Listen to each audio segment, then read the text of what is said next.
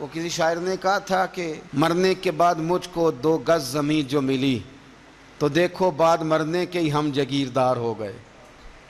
تو اصل تو جاگیر وہی ہے اور طے ہے۔ جتنا مرضی اے سی لگا کے کمرہ ٹھنڈا کر لیں، ٹائل پتھر لگا کے اس کو آپ صاف ستھرا کر لیں، اور آپ اٹھنے کی بھی تکلیف نہ کریں، ریموٹ کنٹرول کے ساتھ ہر چیز اپنے کمرے کی آپ کنٹرول کر لیں، پورا ہوادار کر لیں، لیکن آپ بچیں گے تب نہ جب قبر جنت کے باغوں میں سے باغ بنے گی۔ اگر وہ جنت کے باغوں میں سے باغ نہیں بنتی تو پھر فائدہ نہیں ہے۔ میرے رسول کریم صلی اللہ تعالیٰ علیہ وآلہ وسلم کے پیارے صحابی حضرت عثمان غنی رضی اللہ تعالیٰ عنہ فرماتے ہیں، یہ سنن ابو داؤد شریف کی حدیث ہے کہ حضور نے فرمایا جب میت کو دفن کر کے فارغ ہو جاؤ تو اس کی قبر پر کھڑے رہو۔ خود حضور بھی قبر پر کھڑے رہتے دفن کرنے کے بعد، اور فرماتے اس کے ثابت قدم رہنے کی دعا کرو، اس لیے کہ اب اس سے سوال و جواب ہوں گے، اب فرشتے اس کی قبر میں آئیں گے، اب اس سے پوچھیں گے، اب اس کے ساتھ وہ امتحان ہوگا، تو اس کے لیے دعا کرو، قبر پہ کھڑے ہو کے دعا مانگو۔ ایک حدیث میں فرمایا کہ اتنی دیر دعا مانگو، اتنی دیر دعا مانگو کہ جتنی دیر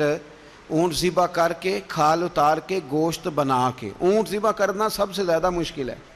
اونٹ ذبح کر کے کھال اتار کے گوشت بنا کے بانٹ دیتے ہو، اتنی دیر مرنے والے کی قبر پہ کھڑے رہ کے دعا مانگا کرو، کیونکہ اب فرشتے آئیں گے، سوال و جواب ہوگا۔ تو عذاب قبر، مصنف عبد الرزاق میں حدیث ہے کہ ایک بندے کو صرف 1 کوڑا مارا گیا تھا قبر میں، 1 کوڑا، 1 درہ، تو اس کی ساری قبر میں آگ بھڑک اٹھی تھی۔ تو پوچھتا ہے کہ یہ 1 کوڑا مجھے کیوں مارا گیا؟ تو انہوں نے کہا ایک وجہ تو یہ تھی کہ تو پاکی پلیدی کا خیال نہیں کرتا تھا، اور دوسری وجہ یہ تھی کہ ایک دفعہ ایک مظلوم نے تجھ سے کہا تھا میری مدد کر، اور تو مدد کرنے پہ قادر تھا، تیرے اندر ہمت تھی، پر تو اس کی مدد کے لیے تیار نہیں ہوا۔ وہ ہمارا مشہور فکر ہے نا کہ سانو کی لگے،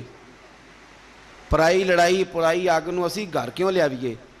تو وہ جو ہمارا خاص معاملہ ہے نا کہ کسی کی مدد نہیں کرنی، وہ ہمیں خراب کرتی ہے، وہ ہمیں خراب کرتی ہے، ہمارے حالات بگڑ جاتے ہیں۔ ہم مدد کرنے پہ قادر ہوتے ہیں پر کسی مظلوم کی مدد، 1 کوڑا لگا تو پوری قبر میں آگ بھڑک اٹھی۔ عذاب قبر سے اللہ کی پناہ مانگی جائے، ڈرا جائے، اور آخرت کے لیے قبر کے لیے تیار۔ قرآن مجید نے کہا وَإِذَا الْقُبُورُ بُعْثِرَتْ، جب قبریں کریدی جائیں گی نا